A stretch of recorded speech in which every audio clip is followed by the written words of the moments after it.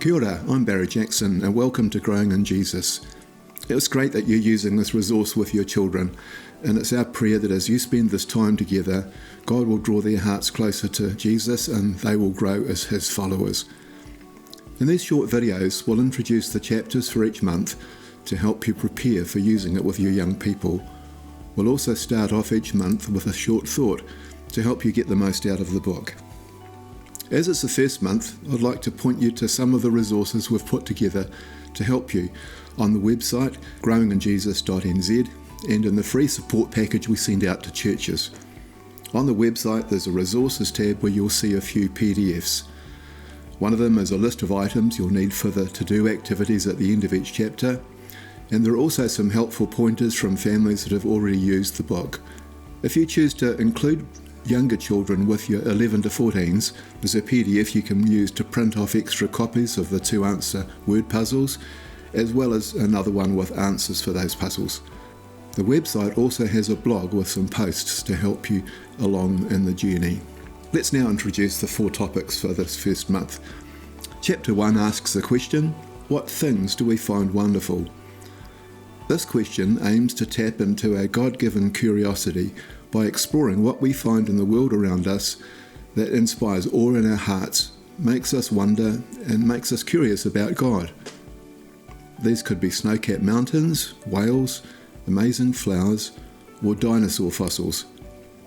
God is spirit, and He's given us a spirit as well, so that we can have a relationship with Him.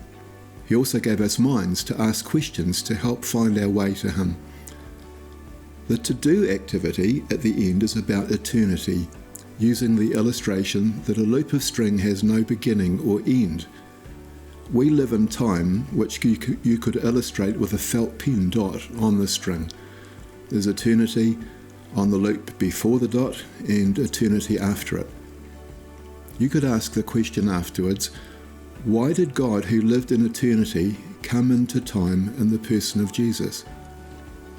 Chapter 2 asks the question, what is God like? This is part 1 of 3 parts. There's more to understand about God than could be contained in all the internet libraries. But this week we look at God's eternal nature, secondly, what it means that He is Lord, at His unlimited power, and lastly, that He's the creator and sustainer of all around us. You might like to use a mini whiteboard to brainstorm your children's thoughts before you start reading. God as creator leads on naturally to the to-do activity. Jesus' first miracle was to turn water into wine, so the family activity is about making ginger beer using yeast. You could ask afterwards, why did Jesus perform this miracle, and what should we do when we have problems? Chapter 3 asks the question, what is God like? Part 2. Our focus this week is on 4 more characteristics of God with a couple more omni words. His omnipresence reassures us that we can't ever be somewhere without Him. His omniscience points to Him having all wisdom. Then we look at His wonderful holiness, and lastly, God's goodness that He wants us to experience. The to-do activity is about trying to make a room completely dark to illustrate the point that we can never shut God out of our lives. You could ask afterwards, how does this teach us that Jesus wants to bring His light and love into our lives? Chapter 4 is What is God like? Part 3. This is the last chapter for this month, where we list more of the characteristics of God's person. We also remember that God wants us to show the same things in our character toward one another. We learn first about how God is just, how Jesus came to make us right with God, and how God helps us to be right with one another. Secondly, that God is love and is kind. And thirdly, how He is true, and that all truth comes from Him. Lastly, we learn about God's mercy and how He would have us to be merciful toward others.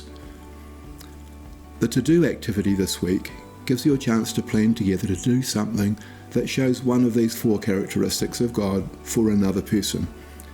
You could pray for that person first, asking how does Jesus want us to show them something about Himself. God bless you.